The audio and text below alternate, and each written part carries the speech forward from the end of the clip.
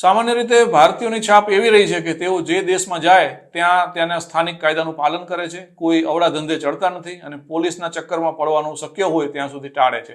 પરંતુ કેટલાક દેશોમાં ભારતીય યુવાનો અને ભારતના યુવાનો જ નહીં પરંતુ મોટી ઉંમરના લોકો પણ હવે ગુનાખોરીના રસ્તે ચડી ગયા છે અને અમુક તો ગેંગના મેમ્બર બની જાય છે.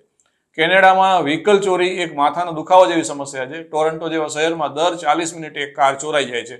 વ્હીકલ ચોરી કરવા માટે રીતસરની ગેંગ ચાલતી હોય છે અને તેમાં ભારતીય મૂળના કેટલાક લોકો પણ સામેલ છે. કેનેડાની પોલીસે તાજેતરમાં આવા 6 લોકોની ધરપકડ કરી છે જેઓ વાહનોની ચોરી સાથે સંકળાયેલા છે અને ગેંગના મેમ્બર છે. કેનેડામાં પોલીસે વાહન ચોરી અટકાવવા માટે એક ખાસ એક્શન પ્લાન બનાવ્યો છે, જેમાં એક મોટી કાર્યવાહીમાં 6 ભારતીયો પકડાયા છે.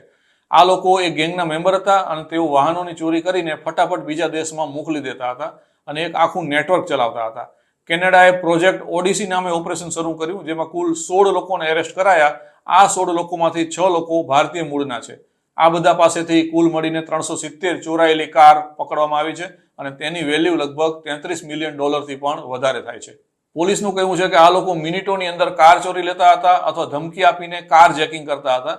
ત્યારબાદ ચોરાયેલા વાહનને કલાકોની અંદર ગ્રેટર ટોરન્ટો એરિયાની પેલે પાર ટ્રાન્સપોર્ટ કરી દેતા હતા. ત્યાંથી મોન્ટ્રીયલના પોર્ટ ઉપરથી આ ગાડીઓ બહાર શિપિંગથી મોકલી દેવામાં આવતી હતી. મિડલ ઇસ્ટ અને આફ્રિકાના કેટલાક દેશોમાં આવી કેનેડિયન કારોનું માર્કેટ ચાલે છે. આ એક બહુ મોટી ગેંગનું કામ છે અને કેનેડિયન પોલીસ પણ તેનાથી તોબા પોકારી ગઈ છે. કેનેડિયન પોલીસની ટીમે કુલ 16 લોકોને પકડ્યા છે અને તેમની સામે 322 ક્રિમિનલ ચાર્જીસ લગાવ્યા છે. ભારતીય મૂળના જે લોકોને પકડવામાં આવ્યા તેમના નામ બિરપાલ સિંહ, હરમીત સિંહ, વલબીર સિંહ, ગુલજિંદર સિંહ, ગુરપ્રીત ધિલ્લોન અને જગમોહન સિંહ આ નામ છે તેવું જાણવા મળ્યું છે. તેમની ઉંમર 29 વર્ષથી લઈને 57 વર્ષ સુધીની છે. આ લોકો સામે ઘણા આરોપો લાગ્યા છે, જેમાં ચોરાયેલા માલનું ટ્રાફિકિંગ કરવું, ગુનો કરવા માટે ષડયંત્ર રચવું અને આ તમામ પ્રકારના આરોપો સામેલ છે. આ આરોપીઓ પોતાની સાથે કેટલાક શસ્ત્રો પણ રાખતા હતા, તેથી પિસ્ટલ કે રિવોલ્વર રાખવાના જે ગુનો હોય તેના હેઠળ પણ તેમની સામે કામ કરવામાં આવશે. કેનેડિયન પોલીસે જણાવ્યું કે પીલ રિજિયનમાં એક કંપની છે જે ચોરાયેલા વાહનોના ટ્રાન્સપોર્ટેશનનું કામ કરતી હતી. ઓન્ટારિયોના એક ટ્રકિંગ યાર્ડમાંથી વાહનો ઉઠાવીને બારોબાર મોકલી દેવામાં આવતા હતા. પોલીસની તપાસમાં લગભગ 370 વાહનો મળી આવ્યા, જેની વેલ્યુ $33.2 મિલિયન થી ઉપર થાય છે. 255 વાહનો કેનેડાના પીલ રિજિયનમાંથી મળ્યા હતા, જ્યારે 114 વાહનો મોન્ટ્રીયલના પોર્ટ ઉપરથી જપ્ત કરવામાં આવ્યા હતા. આ ઉપરાંત 3 ટ્રાન્સપોર્ટ ટ્રક અને બીજા 2 વાહનોને પણ જપ્ત કરવામાં આવ્યા છે. પોલીસ ઓફિસરે જણાવ્યું કે છેલ્લા 18 મહિનાથી અમે વાહન ચોરી સામે એક વ્યવસ્થિત મોટું અભિયાન શરૂ કર્યું છે. તેમાં અત્યાર સુધીમાં લગભગ 200 લોકોની ધરપકડ કરવામાં આવી છે.